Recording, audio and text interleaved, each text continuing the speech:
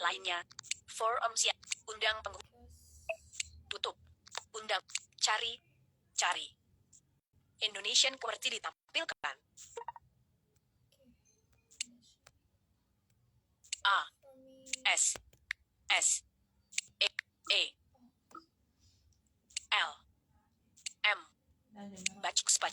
Dihapus. F. Baca cepat. Dihapus. R. T. Undang untuk menghapus foto profil Sri Handayani Mukti.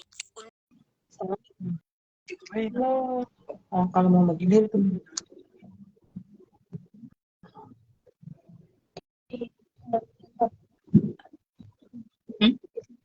apa ya? Itu yang dari sana. Dari sana matanya. Coba. Suka dia dari sana. Ya udah kenapa? Biar sinyal kan jadi tahu deh. Atau gitu. Maksudnya please you have to watch my video. Okay. Halo everyone, assalamualaikum warahmatullahi wabarakatuh. Nah sekarang sebelumnya saya mau sedikit opening bahwa saya bikin acara obrolan seru bervariasi, sekarang sudah tahun ketiga, dan target kita kan ke 99 ya, karena kalau di dalam Islam 99 itu kan nama Asmaul Husna, dan mungkin ada makna tersendiri kenapa sampai ke 99 episode. Nah, sesuai dengan temanya, kali ini kita akan bahas tentang bagaimana kita bisa berkarya tanpa batas. Nah, sesuai dengan judulnya, berkarya tanpa batas itu harusnya mulai dari mana gitu ya. Dan saya juga ingin menyampaikan karena kebetulan kita Maulid Nabi, jadi ya mudah-mudahan kita bisa sama-sama mendapatkan keberkahannya gitu ya. Oke. Ini ada Kak Rizkyansyah. Halo Kak Rizky.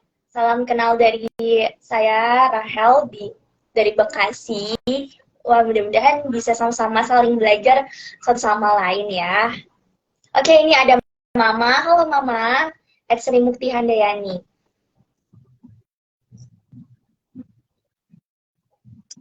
Citra.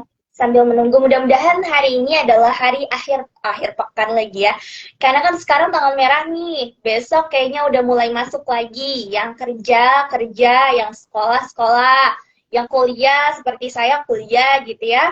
Tapi kayaknya tanggung banget ya, kayaknya liburnya hari Kamis, tapi nggak apa-apa, yang penting kita bisa menghabiskan waktu ini dengan seproduktif mungkin, dengan sebaik mungkin, seperti itu.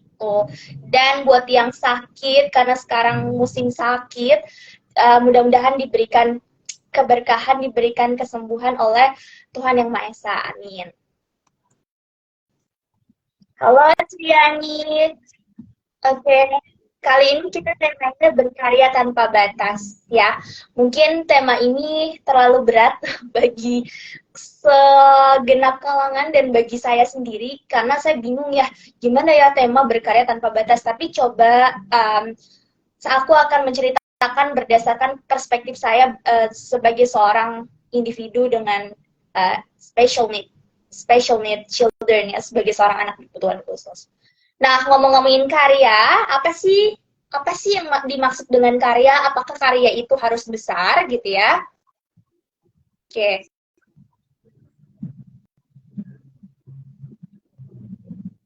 Ya, jadi kalau ngomongin karya, gitu kita langsung ya, apakah karya itu harus sifatnya besar? Contoh misalnya seperti saya baru bikin buku, apakah karya itu harus berupa benda jadi gitu ya, berupa barang jadi, berupa yang harus dikenal gitu ya. Nah, tentu sebenarnya kalau kita ngomongin karya itu luas ya, dan jangan pernah berpikir, oh kalau aku nggak bisa bikin buku, kalau aku nggak bisa bikin sesuatu yang besar buat hidup aku jadi nggak bisa berkarya. Itu enggak, karena setiap orang yang bikin karya itu pasti mereka itu they have a big process untuk hidupnya mereka gitu kan. Jadi setiap orang itu pasti bisa banget berkarya walaupun tidak melalui sesuatu yang besar gitu ya. Jadi kadang-kadang hidup itu bertahap ya, dan nggak langsung instan gitu.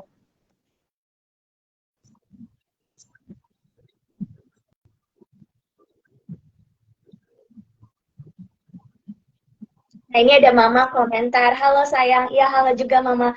Boleh nanti Mama kapan-kapan sharing ya di sini gitu kan, terkait dengan uh, apa aja lah tentang parenting orang tua. Barangkali mungkin nanti banyak juga orang tua yang membutuhkan informasi dari perspektif Mama gitu kan. Bagaimana caranya membesarkan anak-anak dengan hambatan khusus gitu ya. Boleh nanti Mama bisa sharing di sini, atau mudah-mudahan Mama bisa sharing di tempat yang lebih luas lagi. Saya harap sih begitu. Nah, jadi kalau misalnya kita ngomongin karya, balik lagi, karya itu nggak harus sesuatu yang besar ya, tapi bisa jadi dari hal-hal yang kecil dulu, baru abis itu naik ke sesuatu hal yang besar. Contoh, ketika misalnya saya bisa bikin buku, nggak langsung celing langsung bisa gitu ya, tidak, tapi harus melalui serangkaian proses yang besar sampai akhirnya bikin buku, karena itu adalah proses yang semua orang itu lalui gitu ya, dan hidup itu nggak bisa instan, nggak bisa misalnya teman-teman lihat ada satu orang, oh dia kok bisa punya ini ya dengan cepat, aku kok nggak bisa ya. Nah itu kita nggak bisa bandingin sama diri kita kayak gitu ya, jadi jangan pernah membanding-bandingkan kita sama orang lain gitu. Termasuk saya misalnya, saya dulu kalau misalnya kita flashback ke masa lalu gitu ya, saya kelahiran 2002, dan kalau misalnya teman-teman tahu bahwa I was born premature, jadi saya terlahir prematur dengan berat badan 9 ons, yang kata dokter dulu itu apa ya namanya, bayi prematur, komplikasinya banyak, dan pasti banyak organ-organ yang belum sematang anak-anak yang lahir usianya itu tepat gitu ya, misal 9 bulan dan sebagainya. Nah, di situ adalah perjuangan lagi khususnya buat Mama waktu itu, dan di balik kelahiran itu belum tahu, karena waktu itu kita belum ada vonis, masih 2002 gitu kan, dimana alat-alat teknologi itu belum selengkap saat ini. Nah, makanya bersyukur banget nih buat ayah bunda yang anaknya lahir prematur di tahun-tahun ini, karena mungkin sudah lebih memadai gitu ya daripada yang dulu. Nah, tapi di balik semua itu kita mencari nih gitu kan, kira-kira apa sih yang terjadi kalau misalnya ada bayi lahir prematur gitu ya, komplikasinya seperti apa, dampaknya itu kayak gimana, resikonya itu kayak gimana gitu. Dan aku baru ketahuan bahwa aku punya kelainan namanya ROP, atau kalau disingkat itu retinopathy of prematurity gitu ya. Jadi sebuah kelainan yang biasanya dia terjadi pada bayi prematur. Nah, sesuai dengan namanya ROP atau bayi prematur gitu kan.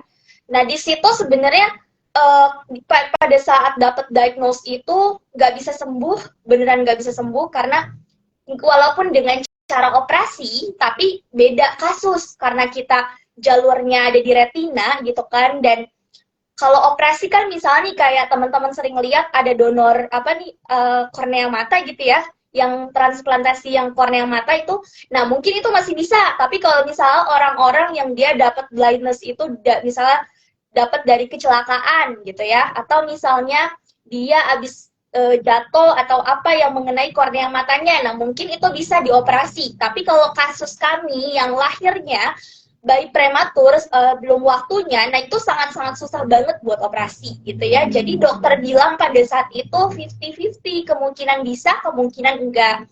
Jadi itu sangat-sangat kecil banget buat kemungkinan itu. Nah, pada saat itu mama saya di usia saya waktu 6 bulan gitu, karena ketahuannya baru umur 6 bulan, lama juga ya, dari lahir sampai umur 6 bulan tuh belum terlihat tanda-tandanya gitu. Nah, pada saat itu ibu saya tetap berjuang survive gitu ya, walaupun sebagai orang tua mana sih yang mau gitu ya anaknya mendapatkan diagnose terkena ROP gitu, ROP atau kelainan retina gitu kan, dan nggak bisa sembuh pula gitu, nggak ada jaminan untuk dia sembuh. Karena gini teman-teman, ROP itu kayak kanker. kalau misalnya semakin dini dia terdeteksi, nah mungkin kalau kemungkinan buat dia jadi totally blind itu akan bisa terselamatkan gitu ya. Jadi dia itu kayak kanker konotasinya kanker itu kan ada stadium 1, stadium 2 gitu kan. Nah, semakin dini dia terdeteksi maka akan jauh lebih mudah buat diselamatkan gitu. Nah, tapi pada saat itu ibu saya nggak terpuruk ya. Jadi penting banget buat orang tua yang punya anak-anak special need. Saya juga udah bahas di buku saya bahwa menerima tapi habis itu langsung eksekusi anaknya gitu ya. Maksudnya apa nih yang bisa kita lakukan untuk memaksimalkan perkembangan si anak ini gitu. Walaupun dia nggak bisa sembuh secara physically, dia masih tetap seperti itu, tapi kita bisa memaksimalkan potensi anaknya gitu kan. Nah, terus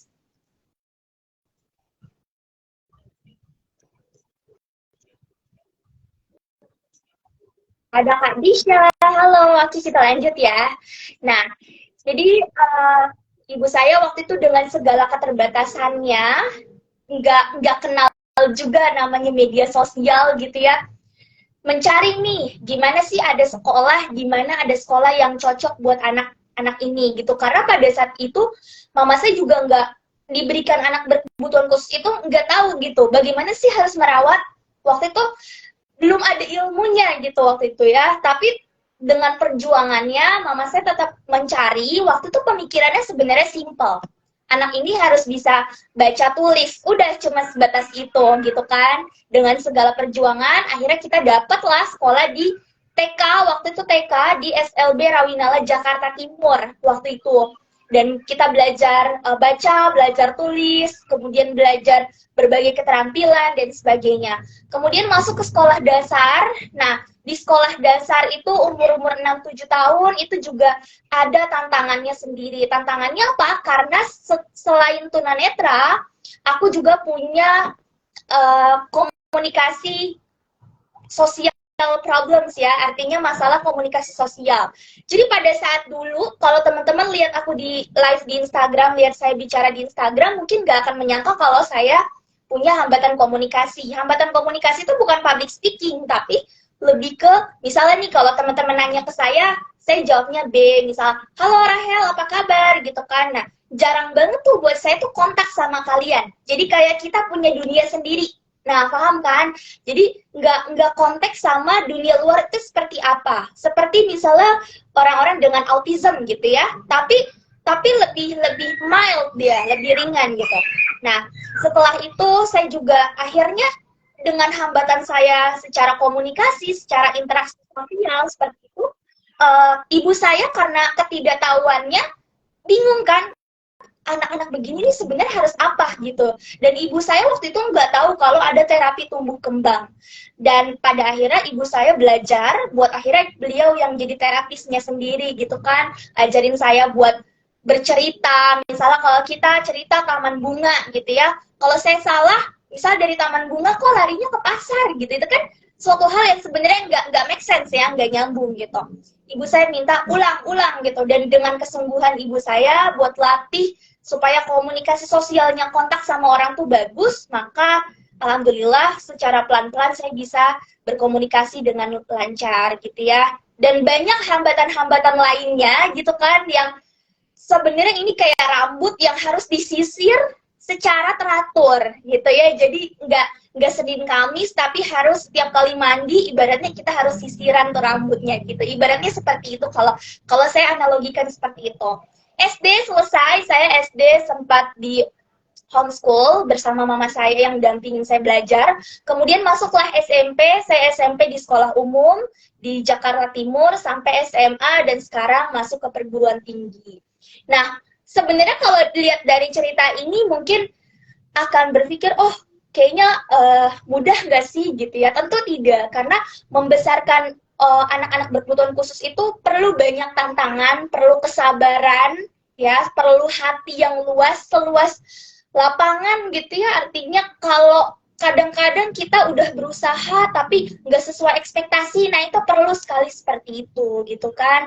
Dan sampai akhirnya di tahun 2022 saya banyak buku-buku yang sudah saya bedah, yang sudah saya baca, akhirnya oh banyak nih informasi-informasi yang orang tua juga butuhkan. Akhirnya saya coba nulis melalui buku. Nah, perjalanan saya sampai bisa menghasilkan satu karya itu juga bukanlah suatu hal yang mudah. Makanya buat teman-teman nih di sini, siapapun ya, bukan hanya orang-orang dengan kebutuhan khusus, tapi siapapun ya, orang-orang dengan neurotypical, dengan orang-orang yang normal mungkin kita sebutnya gitu. Sebenarnya kita bisa kok berkarya. Dan jangan bayangin, oh kalau karya itu pasti sesuatu hal yang besar gitu kan. Enggak, bisa dimulai dari hal-hal yang kecil dulu gitu kan. Nah, saya menekankan gini, kalau kita mau menghasilkan suatu karya atau mau menghasilkan suatu hal yang bisa dirasakan oleh orang banyak gitu kan. Pertama, kita harus tahu nih, apa sih passionku? Nah, jadi kita harus tahu dulu sebenarnya kemampuan kita itu di mana. Ya, nanti kalau misalnya kita mau menghasilkan karya, kita udah tahu nih, sebenarnya yang aku suka itu apa sih gitu. Kalau saya seperti itu. Jadi, tekankan dulu bahwa aku tuh sukanya ini. Jadi kita harus tahu dulu ya teman-teman ya, kira-kira potensi terbesar kita itu apa gitu.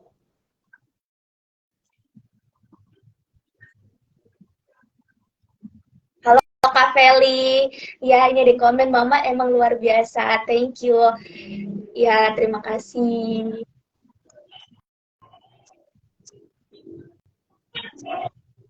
Kak Ewing, halo, ini ada Rafeva. Ya jadi kalau misalnya kita mau buat karya nih, gitu kan, gimana sih aku mau buat karya gitu. Yang pertama sih yang penting kita harus tahu dulu nih goalnya kita tuh kemana. Kayak saya dulu di tahun 2017 saya sering ikut pelatihan kepenulisan karena saya sudah mulai suka nulis itu dari umur kurang lebih 12 atau 13 tahun gitu ya. Waktu itu awalnya saya baru nulis-nulis puisi, itu pun puisi-puisi cuma dikumpulin di Facebook gitu kan. Nah, saya sering tuh ikut media pelatihan kepenulisan. Waktu itu saya pikir, oh bisa nih kalau bikin novel gitu kan awalnya sebelum bikin buku gitu. Jadi dari 2017 saya udah pernah nyoba nih bikin novel gitu kan, bikin cerpen gitu kan. Tapi kenapa ya kok selalu gagal?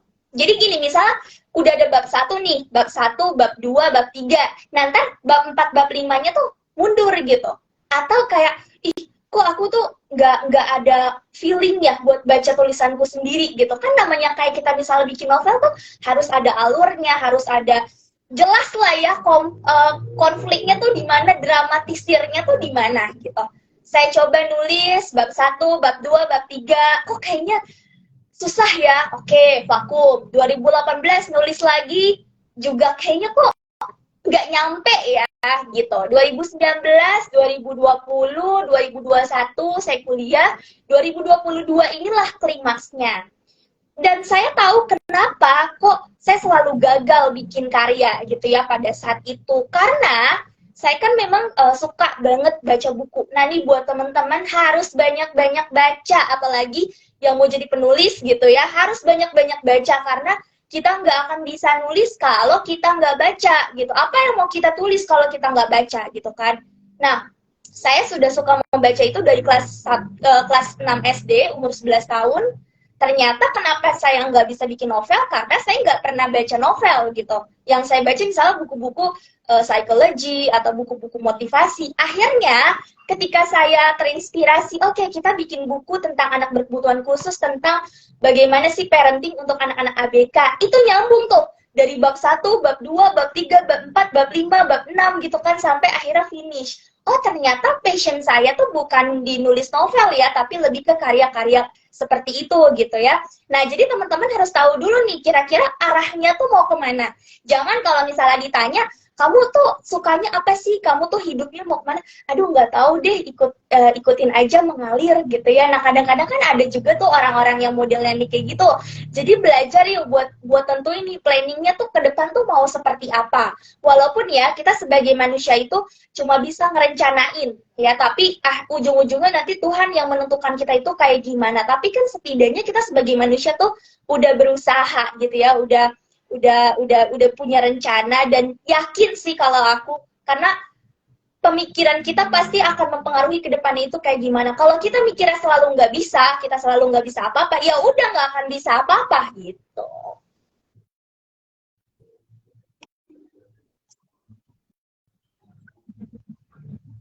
Ya, jadi gitu ya. Jadi sebelum mau berkarya gitu sekecil apapun kita harus tahu dulu nih sebenarnya goal kita tuh apa.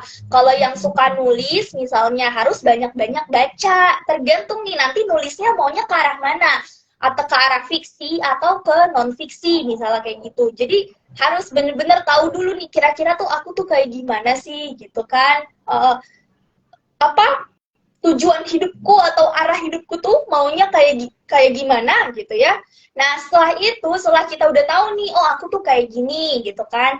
Terus kita udah mulai sama-sama nih belajar tentang diri kita itu kayak gimana.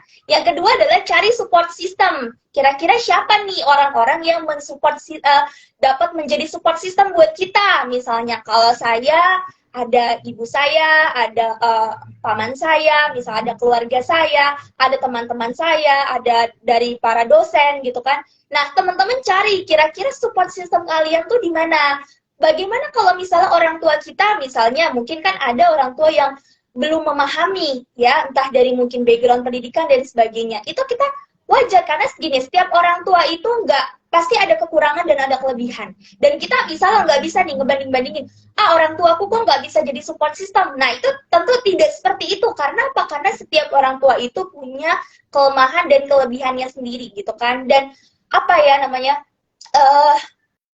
walaupun misalnya nih, orang tua saya bisa kasih support system buat saya, tapi bisa jadi orang tua saya juga punya banyak kekurangan gitu kan, yang nggak mungkin saya buka gitu. Jadi setiap orang tua itu punya kekurangan dan kelebihan. Kalau misalnya kita nggak dapet nih support dari, atau bukan nggak dapet, kita kurang memperoleh support dari orang tua, bisa jadi kita bisa cari support di tempat-tempat lain yang lebih positif. Contoh misalnya kita suka banget nih, suka nulis gitu ya, suka nulis, kita pengen banget bikin cerpen, atau kita pengen banget bikin buku gitu ya, tapi bingung nih mau kemana gitu.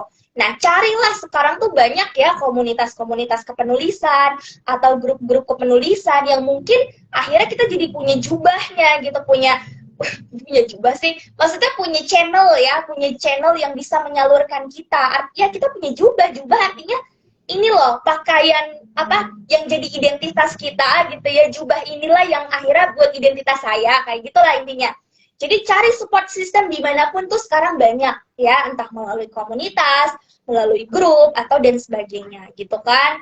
Jadi gak usah khawatir kalau misalnya dari keluarga kurang mensupport, karena mungkin kita nggak bisa nggak bisa memaksakan ya, kok keluargaku tuh nggak paham ya dan sebagainya, tidak bisa memaksakan gitu ya. Nanti juga lama-lama mereka pasti akan melihat hasilnya dan oh iya ya ternyata kamu bisa gitu. Jadi kita kalau mau mencari validasi, kalau kita tidak mendapatkan validasi itu di rumah, carilah dengan lingkungan yang lebih positif. Atau misal kamu suka masak gitu ya, masak, pengen banget bikin makanan-makanan yang baru yang bisa dikonsumsi oleh banyak orang dengan varian rasa yang baru gitu kan. Nah, maka carilah tuh support system yang berhubungan dengan masak, seperti misalnya komunitas-komunitas masak lah, saya nggak tahu apa namanya gitu kan. Jadi cari aja support system bisa mendukung siapapun, entah itu teman, entah itu guru, entah itu dosen, entah itu misalnya ya siapapun lah, yang penting setia tuh sama mereka ya. Kalau mereka bisa kasih support system, ya udah kita jangan tinggalin mereka gitu.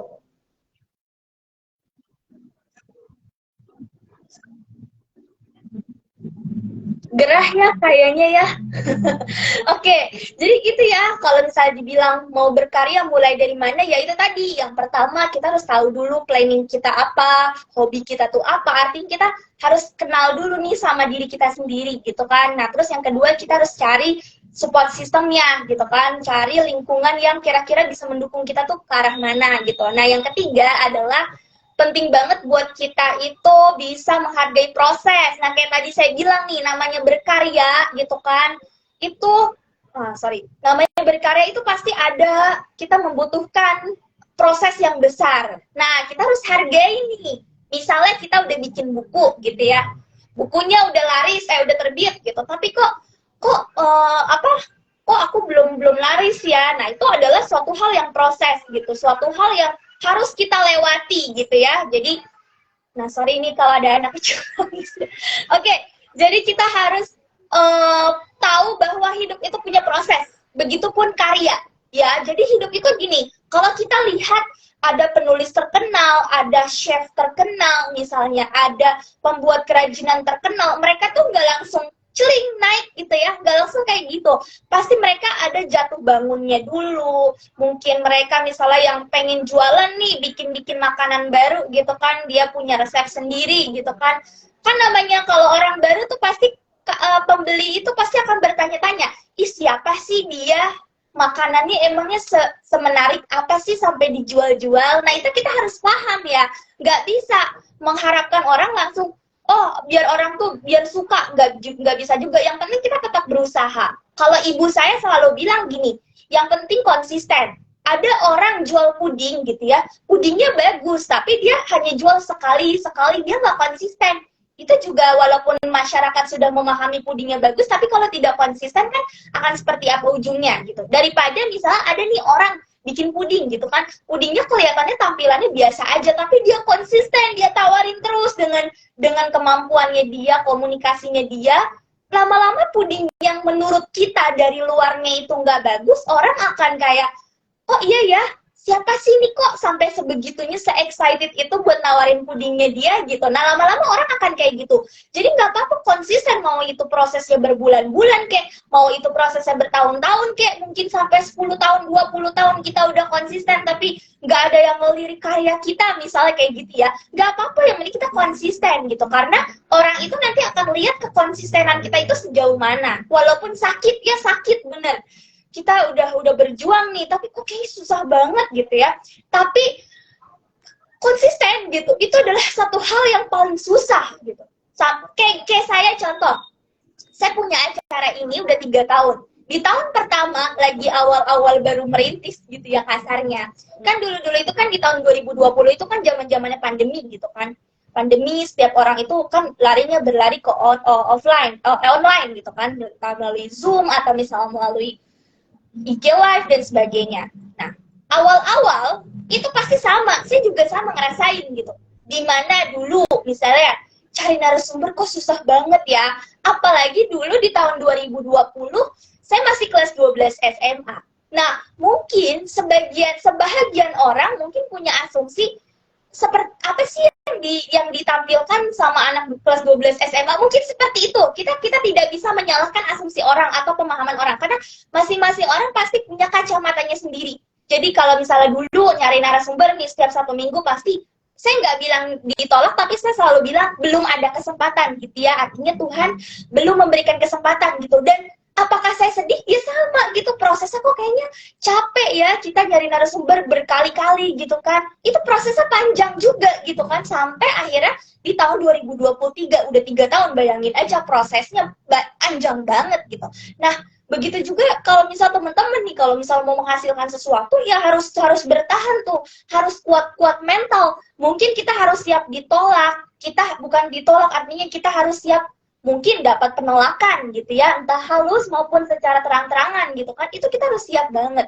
Ya karena yang namanya hidup ya, pasti kan gak selalu orang itu mau nerima kita gitu, artinya orang juga wajar kalau misalnya gini, oke, ada pepatah yang mengatakan, don't judge a book by the cover gitu ya, itu adalah satu perkataan yang oke gitu, benar sekali, tapi pada realitanya, dan kita nggak bisa menyalahkan orang gini, kok orang itu hanya melihat kita dari gelarnya aja ya, nggak bisa seperti itu. Karena apa? Ya masing-masing orang itu punya kacamata yang berbeda-beda gitu ya. Jadi kita tunjukin lah, kita jangan maksa orang lain buat nerima kita, buat udahlah ini kan kemampuan saya tuh begini, kamu terima aja walaupun saya bukan sarjana, walaupun karya saya jelek misalnya kayak gitu ya. Kita tidak bisa seperti itu. Yang penting adalah intinya kita maksimalin aja kemampuan kita. Misalnya kita punya karya nih, kita harus maksimalin juga diri kita upgrade diri kita. Baru nanti di situ orang akan percaya sama kita gitu kan. Oh, ternyata karya-karyanya dia tuh bukan karya yang sembarangan gitu ya. Tapi sampai orang akhirnya berpikir seperti itu juga, itu sebenarnya butuh prosesnya lagi. Dan kita harus tahan itu, harus sabar gitu. Ya, jadi seperti itu. Jadi kalau kita mau berkarya, kita harus punya mental yang kuat. Apakah saya nggak pernah sedih? Sedih mah pasti. Tapi kita nggak boleh buat umbar kesedihan kita di media sosial seperti itu ya. Artinya kalau pasti yang namanya hidup tuh ada up and down-nya. Ketika misalnya saya lagi jenuh banget nih sama karya-karya yang udah saya bikin, wah jenuh aku tuh udah nggak mau ngelanjutin hidup gitu ya. Pernah ada di titik masa itu, tapi gimana caranya supaya kita itu bisa bisa bisa up lagi, bisa naik lagi, bisa ke atas lagi. Karena kita nggak tahu nih kapan sih kesempatan itu akan datang ke kita. Boleh kok kita ngerasa lelah, ngerasa jenuh, ngerasa capek sama apa yang udah kita sharing tuh boleh gitu. Tapi kita harus punya batasan gitu. Jangan sampai rasa capek kita ini akhirnya jadi bikin kita berhenti, ya. Dan akhirnya kita jadi nggak ngapa-ngapain juga. Kesempatan nggak ada, yang ada kita jadinya gigit jari. Karena apa? Karena kita gini, kita tuh nggak tahu kapan sih kesempatan buat kita tuh akan datang gitu. Barangkali di saat kita lagi capek-capeknya, di saat kita lagi pengen berhenti-berhentinya, kesempatan itu malah akan datang ke kita. Kita nggak akan tahu gitu. Jadi ya udah boleh capek, tapi coba yuk kita buatin waktu buat kita misalnya me time berapa lama gitu. Terus akhirnya kita harus pikirin lagi nih, oke, aku harus bisa berkarya lagi untuk orang-orang banyak gitu ya. Jadi seperti itu gitu. Jadi kejenuhan itu jangan dijadikan suatu alasan akhirnya buat berhenti sih kalau kata saya gitu ya. Nah, terus kita kalau dalam berkarya kita harus siap. Siap apa? Siap kalau ada orang yang tidak suka, misalnya seperti itu. Siap kalau misalnya kita dibully dan sebagainya. Karena gini ya, bukan artinya gini, dalam hidup itu kita nggak akan bisa memaksakan apakah semua orang itu senang dengan kita atau tidak. Sekalipun ya, kita tuh misalnya punya banyak uang atau punya banyak karya yang kita keluarkan, tapi namanya hidup banyak orang yang suka dan banyak orang tidak suka. Ya udah, kalau ada orang yang nggak suka atau ada orang yang bersikap tidak sopan, ya maka kita bisa carilah orang-orang yang lebih positif, yang lebih tidak merugikan secara mental kita. Jadi kesejahteraan mental kita juga perlu diperhatikan gitu. Jangan fokus sama orang-orang yang misalnya tanda kutip dia tidak suka dengan apa yang kita buat gitu kan. Sekalipun yang kita buat ini bermanfaat buat orang, tapi tetap aja ada mungkin orang-orang yang pro kontra gitu. Nggak apa-apa, tapi coba kita fokus deh ke orang-orang yang dia lebih positif energinya, auranya, kata-katanya yang lebih nggak menjatuhkan kita gitu kan, dan sebagainya. Terus dalam berkarya kita harus tahu dulu tujuan karya kita itu untuk apa. Ya jangan sampai kita udah deh aku mau bikin sekadar bikinnya aja, tapi kita harus punya sasaran, punya target sasaran. Kira-kira sasaran kita itu kemana? Kalau saya misalnya bikin karya tentang judulnya Keajaiban Itu Ada Pada Ibu gitu, buku saya harus tahu karya saya ketujunya kemana. Oh, saya pengen karya saya ini sasarannya untuk orang tua, ataupun untuk para pendamping, atau untuk para guru dengan anak-anak berkebutuhan khusus, atau anak-anak yang punya hambatan, misalnya seperti itu. Jadi kalau misalnya kita udah ada sasaran, kita jelas nih nanti karya kita tuh mau dikemanain gitu.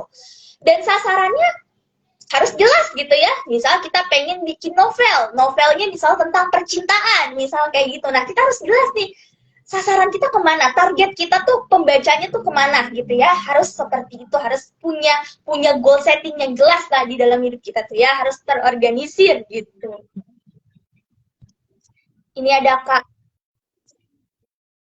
Jonas Nadia. Halo. Ya, jadi dalam membuat karya harus jelas tujuan unsurnya kemana, misalnya seperti itu ya.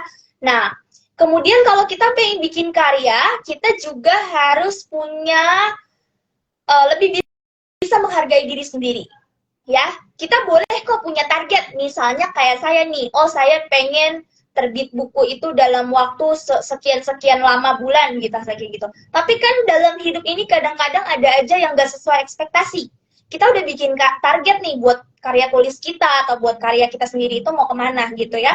Tapi kadang-kadang ada kalanya hidup itu nggak sesuai ekspektasi. Nah, gimana nih buat ekspektasi yang nggak sesuai gitu kan? Nah, balik lagi bahwa tetap kita harus menghargai diri kita sendiri. Artinya saya sudah berusaha dan kita wajib sih buat apresiasi diri kita sendiri. Artinya kita buat hargain nih usaha kita gitu kan. Walaupun targetnya nggak sesuai target, tapi nggak apa-apa. Ayo terus coba lagi supaya nanti kita bisa mencapai target gitu. Intinya adalah optimis. Kalau mau bikin karya itu harus optimis. Tapi jangan terlalu optimis juga. Artinya kita juga lihat realitanya gitu kan. Tapi kita optimis nih. oh aku yakin misalnya sewaktu-waktu boleh kita punya pemikiran karyaku bisa terjual laris, amin gitu ya. Boleh kita punya pemikiran seperti itu. Tapi kalau misalnya ternyata tidak sesuai target, nggak apa-apa. Yang penting jadiin itu sebagai bahan motivasi sih kalau buat saya. Jadi jadikan segala sesuatu kegagalan itu sebenarnya sebagai bahan motivasi buat kita sendiri.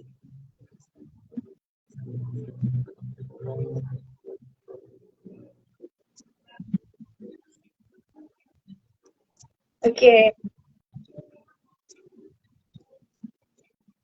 Nah, jadi gitu ya, jadi susah gampang sebenarnya bikin karya tuh ada susah-susah ada gampang-gampangnya. Gampangnya ya sekalinya ada ide tinggal buat aja, tapi susahnya yang tadi tuh menghadapi dunia luar, menghadapi pembeli kita, misalnya menghadapi ya siapapun yang ada di sekitar karya itu dan sebagainya gitu. Itu susah-susah gampang sebetulnya. Tapi bisa nggak aku bisa bikin karya? Bisa. Bisa banget. Mau itu kan judulnya kan berkarya tanpa batas tuh. Mulainya dari mana lah ya bisa. Jadi kalau orang pengen bikin karya itu nggak harus ada batasnya. Jadi kita bisa bikin karya tanpa batas. Artinya kita bisa kok menghasilkan sesuatu tanpa batas. Termasuk mohon maaf misalnya orangnya terlahir dengan disability. Misalnya seperti saya. Itu juga bisa dengan ketekunan yang kuat, dengan tekad yang kuat, dengan kemauan. Yang penting ada kemauan kalau kata saya ya. Yang penting ada tekad yang kuat gitu. Kalau kita ada tekad yang kuat pasti bisa apapun. Apapun pasti bisa gitu. Jadi yang penting kita mau apa enggak nih. Dan bagi saya nih, buat teman-teman disabilitas, ada juga nih, kita tuh jangan berpangku tangan sama orang. Artinya gini ya, walaupun misalnya keluarga kita sayang dengan kita gitu kan, keluarga kita apalagi misalnya kalau orang yang menengah ke atas pasti mencukupi kebutuhan kita, tapi tetap sewaktu-waktu di usia kita yang udah produktif kita harus tetap bisa menghasilkan buat mereka. Apa nih yang bisa kita hasilkan buat mereka gitu. Jangan mengatasnamakan misalnya, oh karena saya disabilitas, jadi udahlah kita berpasrah aja. Tidak seperti itu. Lalu ada pertanyaan nih, emang tunanetra bisa bikin buku misalnya seperti itu, emang disabilitas bisa bikin karya? Bisa. Dengan cara apa? Nah kadang-kadang ada ya muncul pertanyaan seperti itu, dengan cara apa, sedangkan mereka tidak bisa melihat. Misalnya bagaimana mereka bisa menulis, apakah menulis huruf braille? Tidak teman-teman, karena seperti penulis-penulis kebanyakan, misalnya kalau saya nih, itu kan kalau misalnya orang nulis nih, tulis ya misalnya dari bab 1, bab 2, kita nulisnya di laptop kan, di Microsoft Word misalnya. Nanti naskahnya dikirim ke penerbit gitu. Jadi bukannya nulis pakai braille gitu, bukan, enggak. Jadi tetap sama seperti penulis-penulis biasa, cuma bedanya alat-alat kita itu punya alat-alat yang lebih khusus gitu ya. Artinya tidak sama, tapi modifikasinya berbeda. Jadi udah dimodifikasi supaya lebih akses gitu jawabannya ya. Jadi kalau misalnya ada pertanyaan, emang gimana itu bisa ngasilin buku, siapa yang nulis? Yang nulis dia juga gitu kan. Tapi bedanya alat-alat dia ini, misalnya laptop atau teknologi itu sudah dimodifikasi. Artinya sudah menyetarai orang-orang yang tidak berkebutuhan khusus. Nah, seperti itu. Jadi bisa kok teman-teman mau berkarya, atau misalnya banyak nih teman-teman disabilitas yang jago keterampilan bikin gelang, bikin kalung, ataupun bikin apa gitu, itu sangat-sangat bisa banget gitu. Jadi ayo coba yuk maksimalin apa kemampuan kita. Jangan kita tuh kayak gini, aku tuh nggak bisa apa-apa. Nggak ada ya orang dilahirkan dengan nggak bisa apa-apa gitu, dengan keadaan yang sia-sia, sebetulnya nggak ada. Sekalipun pengguna kursi roda, atau dulu tuh ada tuh siapa, Stephen Hawking, ada yang kenal Stephen Hawking gitu kan. Nah itu kan bagaimana perjuangan beliau gitu kan dengan penyakitnya, tapi beliau itu mampu menjadi orang yang sangat-sangat jenius gitu kan. Kita ambil deh dari sisi positifnya seperti itu supaya lebih memotivasi. Jadi sebetulnya bisa kok buat teman-teman tuh bisa melahirkan karya. Dan berkarya itu nggak harus nunggu gede teman-teman. Nggak harus kayak gini nih, ah saya mah masih kecil, nanti aja kalau udah besar gitu kan. Nggak harus seperti itu. Ya memang berkarya tanpa batas ya. Misalnya umur kita baru 13 tahun, bisa kok kita berkarya gitu kan. Bisa misalnya apa yang kita suka. Aku misalnya suka bikin keterampilan, aku pengen bikin pembaharuan dari keterampilanku misalnya seperti itu. Jadi ayolah kita apa gitu, yuk buat lebih kenal dulu nih sama diri kita sendiri gitu.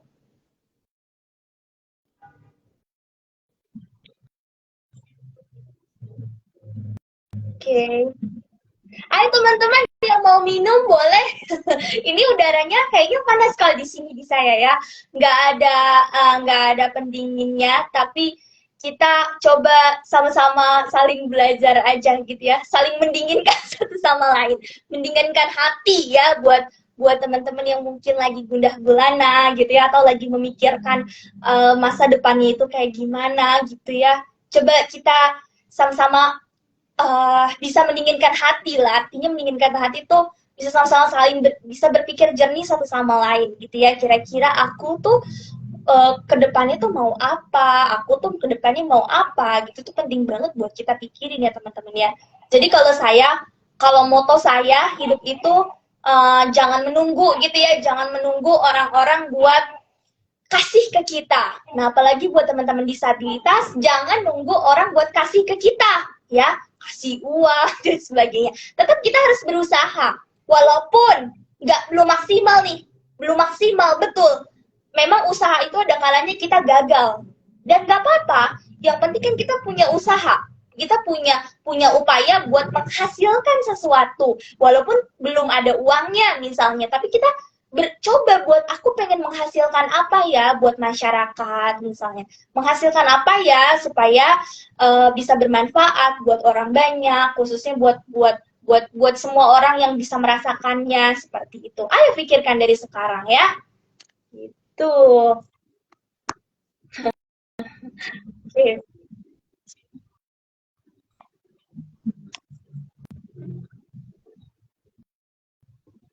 Nah, ini ada Kak Feli, berapa lama proses Rahel bikin buku?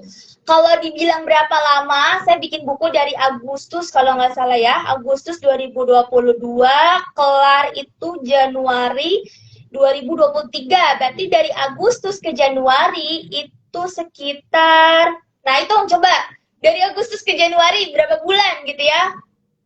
Kira-kira 5 bulan, tapi finishingnya 6 bulan lah. Februari Maret baru diurus sama penerbitnya. Ya kira-kira 6 bulanan lah, maksimal itu 6 bulan gitu. Nah itu luar biasa sih, idenya kadang-kadang ada, kadang-kadang enggak gitu ya.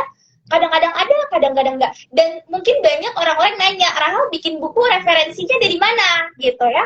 Nah kalau misalnya dibilang referensinya dari mana, saya dari baca-baca, karena saya suka baca-baca bukunya psikologi anak gitu ya. Terus saya sering ikut seminarnya, dan saya udah ikut itu dari tahun 2014, dari umur saya kurang lebih 11 tahun gitu kan. Setelah itu saya juga punya support group parenting, jadi sering ikut support group parenting buat anak-anak berkebutuhan khusus gitu ya. Nah dari situ data-data saya kumpulin tuh, ditambah saya di kampus juga belajar perkembangan psikologi perkembangan. Nah dari situ saya kumpulin, terus saya sering dengar keluh kesahnya orang tua dengan ABK gitu ya.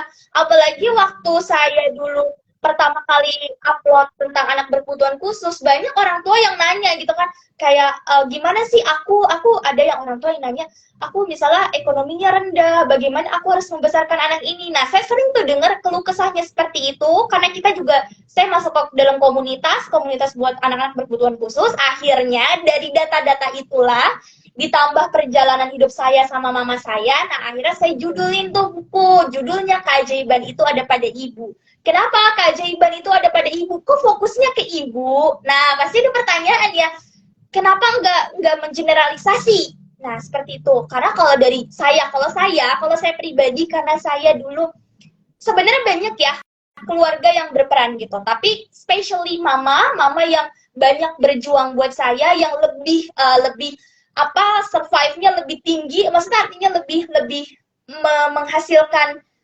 maksudnya lebih banyak berperan gitu, karena saya 24 jam sama mama gitu kan, dan saya akhirnya merasakan, oh ternyata caranya mama tuh cocok buat saya, oh ternyata caranya mama tuh bisa membuat saya seperti ini. Nah akhirnya saya coba kumpulkan dari perjalanan orang tua yang tadi tuh, yang saya pelajarin, sampai akhirnya perjalanan mama saya sendiri, bagaimana mama saya membesarkan saya, teknik parenting itu seperti apa dengan keterbatasan mama gitu kan.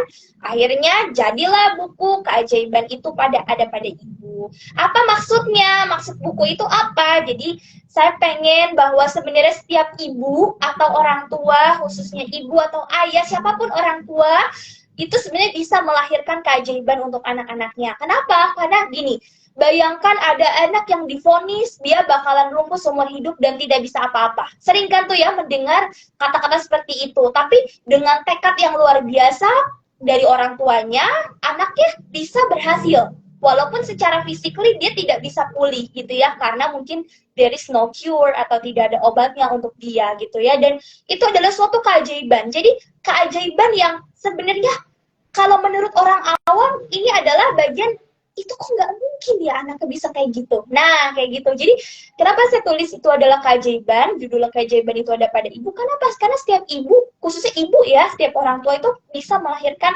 suatu hal yang luar biasa buat anak-anaknya.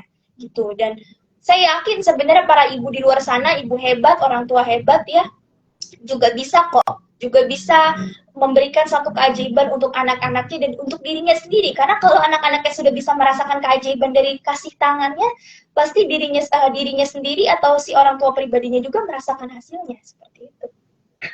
Agak-agak dalam kayaknya bahasanya. Oke, jadi seperti itu Kak Velia. Kalau dibilang berapa lama, kurang lebih 6 bulan lah ya. Agustus, Januari, Februari itu udah finishing seperti itu. Jadi seperti itu. Jadi teman-teman, ayo semangat ya. Kita harus sudah pikirkan menghasilkan apakah kita. Jadi kalau kita jangan hanya misalnya, oh nggak sesuai nih kita demonstrasi misal, bukan demonstrasi artinya kita protes misal seperti itu. Tapi kita coba berpikir juga apa nih yang bisa kita hasilkan. Nah mungkin nih buat teman-teman kita yang disabilitas. Selama ini kita mengeluh jalanan yang kurang baik, tidak ada guiding block, misalnya seperti itu ya. Tapi coba dong kita bisa nggak? Misal, oke, suatu saat nanti misalnya saya pengen menciptakan suatu hal baru yang bisa digunakan untuk teman-teman disabilitas. Gitu. Jadi, ayo kita coba berpikir kira-kira apa nih yang bisa kita kontribusikan. Syukur-syukur nih ada teman-teman disabilitas yang kerja di pemerintahan, kita nggak tahu ya. Nah, jadi yuk pikirkan dari sekarang daripada kita hanya tidak suka hanya mengkritisi, tapi coba kita pikir apa yang bisa kita bantu. Misal kalau teman-teman merasa tidak puas dengan pelayanan buat disabilitas, tapi kita juga pikir apa yang bisa kita bantu untuk teman-teman kita yang disabilitas. Mungkin ada nanti suatu saat misal ada tongkat yang bersuara, misal kita kan tidak tahu ya, ada sensornya, misal dia mengeluarkan suara yang bukan suara bunyi-bunyian aja, tapi misalnya suara-suara yang menunjukkan bahwa di sini ada air, gitu kita nggak tahu loh. Ada teknologi yang secanggih itu gitu kan. Atau mungkin nanti ada yang mengkontribusikan tunanetra atau disabilitas netra juga bisa menggunakan kendaraan. Kita nggak tahu gitu, nanti 30 tahun kemudian itu apa yang terjadi. Makanya ayo loh, coba kita pikirkan apa yang bisa kita kontribusikan buat masyarakat atau buat teman-teman sesama kita sendiri gitu ya. Atau minimal buat para orang tua gitu kan. Syukur-syukur kan mereka bisa merasakan manfaat dari apa yang kita kasih buat mereka gitu.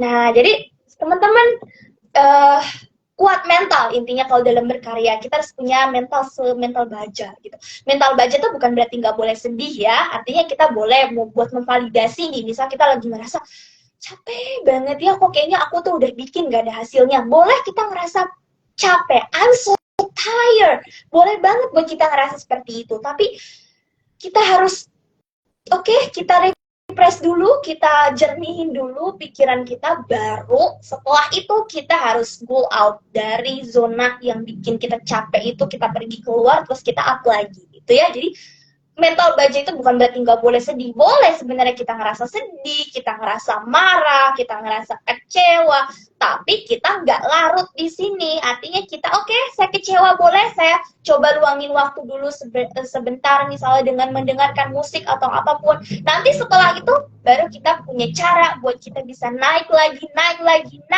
dan akhirnya bisa sampai atas gitu.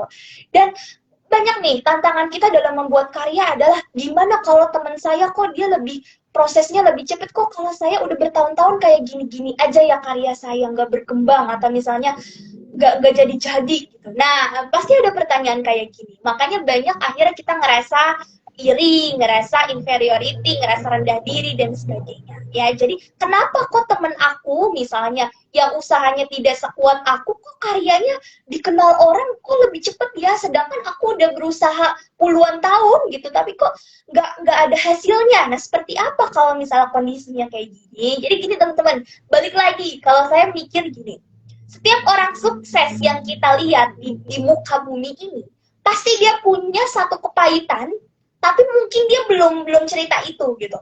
Artinya kan kayak gini, kita belajar naik sepeda ya, saya analogikan kita belajar naik sepeda. Nah, naik sepeda, namanya anak kecil kan nggak langsung cering, dia langsung bisa naik sepeda roda 2, kan nggak bisa. Misalnya ada orang umur 2 tahun, 3 tahun, dia nggak bisa loh naik sepeda langsung roda 2 gitu kan. Bisa jadi dia sepedanya yang roda 3 dulu gitu kan. Terus namanya orang baru naik sepeda pasti ada jatuhnya. Nggak mungkin ada orang yang langsung tiba-tiba wah lari gitu kan dengan kecepatan yang sekian-sekian langsung lihai anak umur 2 tahun gitu kan. Ya mungkin ada, tapi pasti dia ngalamin berdarahnya dulu. Nah, bedanya sama orang yang kelihatannya gagal, dia jatuh udah jatuh aja. Jadi dia nggak berusaha buat ngebersihin lukanya, dia nggak berusaha buat bangkit lagi nih. Oke, kita belajar sepeda dengan cara yang lebih baik. Dia nggak berusaha kayak gitu. Jadi udah jatuh aja, menerima nasib seperti itu. Jadi kalau misalnya kita lihat orang sukses di luar sana, misalnya kita lihat nih, kok teman kita lebih sukses dari kita. Nah, pertanyaan saya adalah, mungkin nggak sih, apakah dia tidak mengalami kegagalan sebelumnya? Atau apakah dia tidak berdarah dulu sebelumnya? Kita nggak tahu loh. Dia itu gimana perjuangannya. Karena kebanyakan orang, kalau lihat orang itu tahunya yang jadinya aja. Padahal ya, kita aja kan kalau bikin makanan aja kita perlu olah dulu. Mungkin kita perlu potong-potong dulu bumbunya. Itu kan ada proses. Ya kan, terus kita perlu masak dulu di api gitu kan, api yang panas, terus abis itu udah jadi gitu, itu kan ada proses. Nggak bisa kita mau bikin mie rebus, tau-tau mie rebusnya udah ada di depan, ya kan nggak bisa kan, kita harus tahu dulu ini bumbunya seberapa. Mungkin kadang-kadang kalau kita lalai itu mie-nya nggak matang gitu, bisa aja kayak gitu.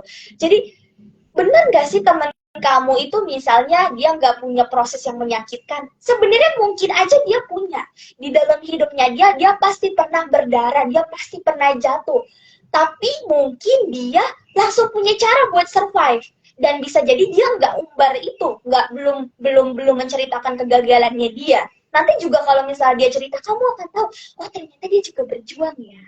Nah kayak gitu. Jadi seperti saya. Kalau misalnya teman-teman bikin, oh Rahel gampang nih bisa bikin buku, bisa kuliah dan sebagainya. Tidak, karena pasti punya proses. Saya jatuh dulu, saya berdarah dulu gitu kan. Saya harus ibaratnya merah-merah dulu, harus butuh obat luka gitu kan. Tapi ya bedanya itu, saya harus survive dan saya nggak boleh larut dalam luka itu. Apakah saya pernah diejek misalnya? Apakah saya pernah dibully? Pernah dibully, tapi ya udahlah, orang-orang yang bersikap seperti itu karena mereka itu nggak memahami, mereka belum memahami. Ingat, kalau misalnya kita dibully dengan kondisi kita yang penuh kekurangan, jangan salahkan merekanya karena mereka belum mengerti. Kalau orang-orang yang sudah memahami disabilitas, pasti mereka akan lebih empati sama kita. Jadi sama, saya juga punya proses berdarah-darahnya sama gitu ya. Bukan hanya teman-teman yang berjuang sendiri, tapi kita di sini sama-sama berproses. Tapi gimana supaya kita bisa bangkit dari proses itu? Jadi jangan pernah iri sama orang-orang ya, oh dia prosesnya lebih cepat. Tidak seperti itu. Mungkin kelihatannya kok kayaknya cepat ya, tapi mungkin di sisi teman kita ini dia juga ngerasain jatuh bangunnya. Jadi setiap orang itu sebenarnya punya peluang. Nah, jadi jangan teman-teman jangan berpikir gini, hanya orang-orang yang menengah ke atas yang dapat peluang. Enggak.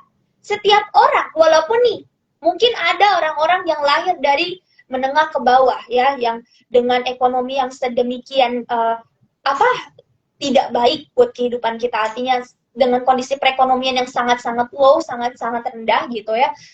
Dan jangan pernah berpikir kalau kesempatan itu hanya untuk orang-orang yang punya uang. Memang uang itu adalah segalanya. Tapi uang bukanlah suatu hal yang akhirnya kalau kita nggak ada uang, kita berhenti gitu. Jadi memang uang itu emang segalanya buat kita. Termasuk kita mungkin bisa membeli suatu peluang, misalnya kayak gitu ya. Tapi balik lagi kalau gimana nih buat orang-orang yang menengah ke bawah. Nah, itu sebenarnya bisa banget teman-teman. Bisa banget buat kita bisa up gitu ya. Tapi sakitnya mungkin akan lebih perih lah gitu. Artinya kita harus tahan-tahan rasa sakit kita dengan luka kita yang sedemikian fatal mungkin ya.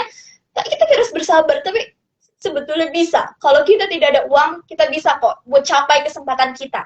Meskipun dengan proses yang sangat panjang, dengan proses yang sangat-sangat melelahkan.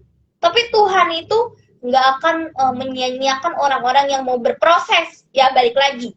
Tuhan nggak akan pernah sia-siain orang yang mau berproses. Balik lagi, kita itu mau atau tidak buat berproses sama kegagalan kita sendiri. Gitu. Ya, jadi hidup itu harus punya prosesnya sendiri. Walaupun kelihatannya capek. Contoh, misalnya. Saya dulu pernah, ketika saya mencoba buat buku, pasti ada kepikiran, oh pasti ditolak, oh pasti nanti di ini gitu ya. Wajar ketika misalnya kita menyerahkan buku ke satu penerbit gitu ya, pasti akan ada satu penolakan. Tapi apakah terus kita jadi berhenti? Tentu enggak. Jadi ayolah lanjut, karena hidup itu kalau kita mau capek, dunia itu emang tempatnya capek ya. Jadi hidup boleh kita fun, boleh bersenang-senang, tapi kita juga punya prioritasnya sendiri yang akhirnya kita jadi tough dan akhirnya kita jadi bangkit kembali gitu. Seperti kalau teman-teman kenal dengan Putri Aryani, beliau juga mungkin punya prosesnya sendiri. Yang kita nggak tahu proses dia sampai jatuh bangun. Mungkin dia dulu pernah mengalami pernah misalnya secara sosial misalnya teman-temannya tidak ada yang berteman dengan dia, tapi itu adalah prosesnya dia sampai sekarang dia bisa menjadi orang yang sangat luar biasa.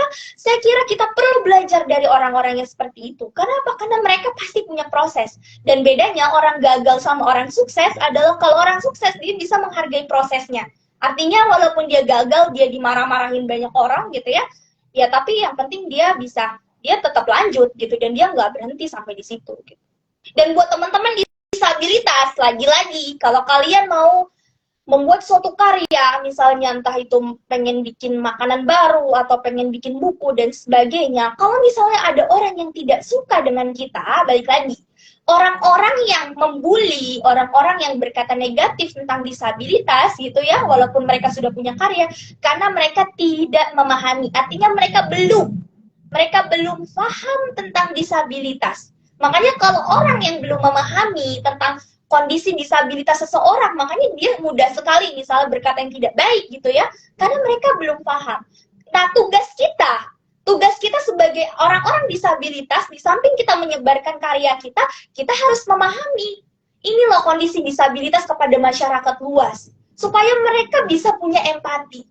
Artinya kalau mereka sudah paham sama kondisi disabilitas orang lain, mereka nggak akan bisa menghina. Mereka nggak akan bisa membuli, bahkan mereka menghargai gitu karya-karya ataupun keberadaan teman-teman kita yang disabilitas. Dan kita biar masyarakat paham tuh susah, tapi itu kita harus mensosialisasikan itu. Karena apa? Teman-teman disabilitas banyak yang berkarya.